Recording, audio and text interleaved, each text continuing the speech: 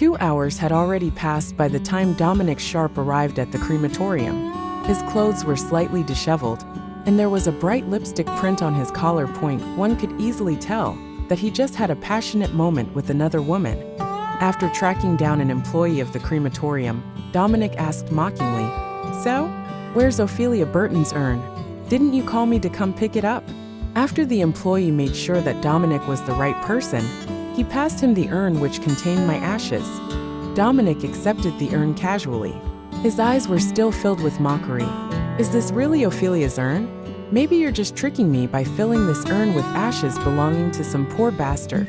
The employee was bewildered to hear such a statement. "Mr. Sharp, this urn does contain Miss Burton's ashes. We have everything recorded down. Would you like to take a look at them?" Dominic smirked. "It's fine. I trust you." I let out a sigh of relief. I didn't know why, but my soul still lingered in the mortal realm despite being dead. After thinking for a while, I concluded that maybe it was because I wasn't officially buried. Dominic should believe that I was dead by now, no matter how much he hated my guts. He should take our past relationship into consideration and have me buried somewhere random, right? Before I could cheer at that prospect, I heard Dominic's surprised gasp. The urn fell from his hands and crashed into the floor, causing my ashes to scatter everywhere. His smirk now malicious, Dominic said, "Oops. Sorry about that. It slipped from my hands." After that, he stuck out a foot and began grinding my ashes down. My breath was hitched in my throat as I met Dominic's eyes, which were devoid of any mirth. I opened my mouth, yet I couldn't make a sound. Only when my ashes were completely ground into the gaps between the tiles and mixed with the dust did Dominic retract his foot. There was a pleased look on his face, but he continued smiling as he addressed the shocked employee. "Tell Ophelia that while this scheme is pretty original, it's also a total failure. My mom's death anniversary will be here in a few days. She'd better show up before my mom's grave and atone for her sins there. Otherwise, I don't mind digging her body up and making her kneel before my mom's grave, even if she truly were dead." The threat was filled with so much malice and coldness that it could easily invoke fear within anyone who heard it. I knew very well that Dominic was a man of his word. He'd definitely carry that threat out. It was at that point I was filled with relief, knowing that my body had already been cremated. Before the employee could argue with Dominic, the latter received a phone call and left the crematorium. Weirdly enough, my soul was forced to follow him. Left without a choice, I could only sit in the front passenger seat while listening to Dominic chatting with the woman on the other end of the line. I knew that woman's voice well. It belonged to Isabel Sharp, the adoptive daughter of the Sharp family. When Dominic and I were still in love with each other, Isabel had sought me out and told me to leave Dominic.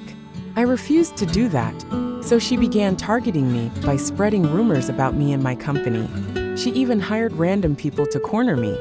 Once Dominic found out about me getting bullied, he taught Isabel a painful lesson. He also stated that if Isabel dared to bully me again, he'd chase her out. Only then did Isabel cease her madness. Dominic's expression grew colder when I was mentioned. "Why did you bring her up?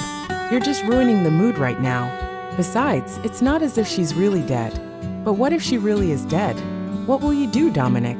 Isabel's probing tone came from the other end of the line. My heart tensed at the question. I turned around instinctively to look at Dominic, that if this were to happen in the past, Dominic's heart would throb in pain if he were to see me getting a cut on my hand, let alone envision the possibility of me dying, that he once told me that I was his precious treasure, and that he'd love and cherish me forever.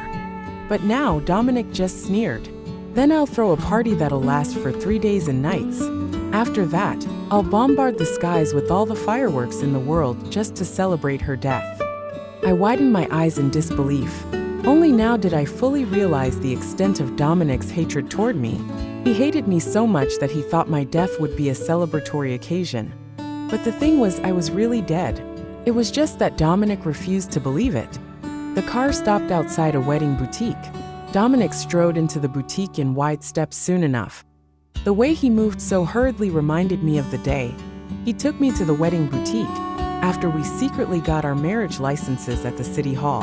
Back then, he couldn't wait to see how I looked in a wedding gown. He had pulled me into his arms excitedly and told me that I was the most beautiful bride in the world.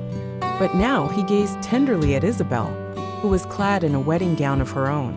He tucked a lock of hair behind her ear before praising her in a gentle tone. "You look beautiful." Isabel lowered her head while smiling bashfully. When she looked up at Dominic once again, there were tears in her eyes. "Dominic, I finally get to marry you." Shock was written all over my face. I could only watch Isabel leaning in to kiss Dominic on the cheek, that I wanted nothing more than to stop the kiss from happening. But my hand ended up phasing through Dominic's body. Flabbergasted, I just watched as he slid the ring onto Isabel's middle finger. How could this happen? Why was Dominic marrying Isabel? That woman was the actual culprit who killed Dominic's mother. "Dominic Sharp, wake up!" I opened my mouth while screaming at Dominic hoarsely. A mixture of sorrow and rage inhibited my senses at that moment. But soon, my emotions died down to numbness. I could only watch what happened next numbly. Isabel admired herself in the mirror excitedly. Suddenly she asked, "By the way, Dominic, is she all right?" We all knew who she referred to. Dominic's expression was still stony. In fact, he was starting to become impatient. "Of course she's all right. That was just a little stunt she pulled. Are we still inviting her to our wedding then?" Dominic lowered his gaze in order to conceal the emotions in his eyes. A malicious smirk soon appeared on his face. "Of course. She's a VIP after all." I knew right away that Dominic wanted me to witness his wedding in person. After all, his wedding was something I had been looking forward to partaking in. Back then, Dominic's mother, Miranda O'Reilly, didn't give us her blessings to get married. So, we got our marriage licenses without throwing a wedding of our own. After that, having an actual wedding with Dominic became an unattainable dream for me due to Madame Miranda's death. She died of a heart attack. On the night she died, it was shown that I was the last one she had called. That was why Dominic naturally assumed that I had angered Madame Miranda to the point she died. The day Madame Miranda was laid to rest, Dominic forced me to kneel before her grave for 24 hours. The downpour was extremely heavy that day. I remembered making eye contact with him in the rain. There was nothing but hatred in his dull eyes. He had told me, "Ophelia Burton, from today onward, you and I are mortal enemies." Since then, my status was reduced from Dominic's lover to his biggest enemy. He hated me and constantly humiliated me, yet he refused to let me leave his side. To make things worse, he even brought women home to spend the night with them. When Dominic noticed my reddened eyes, he smiled while patting my cheek mockingly. "Are you distraught, Ophelia? You caused this to happen. Who else can you blame but yourself?" I tried to explain myself, only for Dominic's actions to become more extreme. He never doubted the conclusion he drew simply because he knew that Madame Miranda disliked me. In fact, that woman had announced that she would never let me become a part of the Sharp family in this lifetime. Because of that, Dominic had fought with Madame Miranda many times in the past. He even went as far as to cut all ties with the Sharp family just to be with me. But to think that the woman he loved killed his own mother, how could he possibly accept that? After sending Isabel off, Dominic finally recalled my existence. He unblocked my number, as though it was the most benevolent thing he had ever done in his life.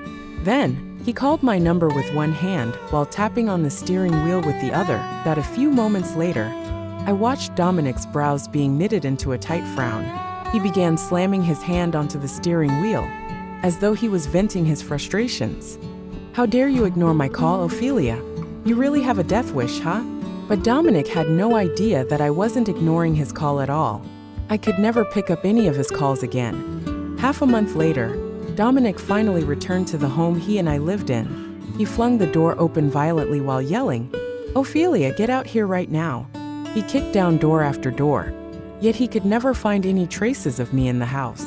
This caused his dark expression to darken even more. Dominic ordered his subordinates to track me down. After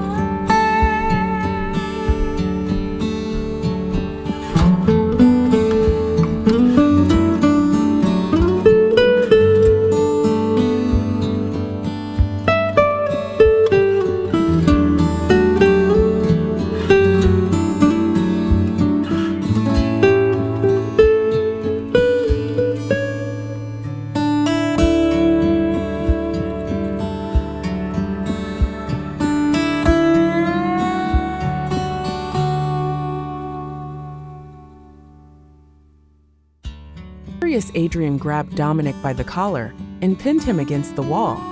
Dominic still wore a stormy look. He retorted mockingly, "I can't believe you're still trying to keep her hidden at this time. Adrian, it seems that your love for her knows no bounds. It's just a shame that I've toyed around with her so much to the point she's all saggy and loose. I suppose when I'm tired of her, I can consider giving her to you if you're still in love with her at that time. But I can't let you have her now. She still has to grovel before my mother's grave and atone for her sins, so she can't keep you company." Adrian's face turned so red that it even extended all the way to his neck. He clutched Dominic's collar with all his might as he gritted out, "Dominic Sharp, how dare you?"